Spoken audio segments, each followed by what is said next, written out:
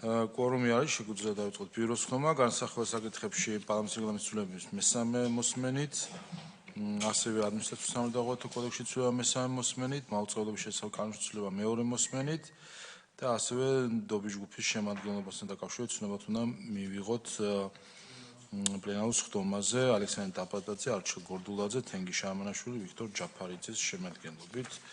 შეეხება საორგანიზაციო საკითხს, აქაც ნდობის ჯგუფთან დაკავშირებით ქართული ოცნების მმართველ არის, რაც ასახულია პლენარული ხდომის დღის წესრიგში. სხვა საკითხები თუ არ არის, ბიუროს ხდომა დახურულია.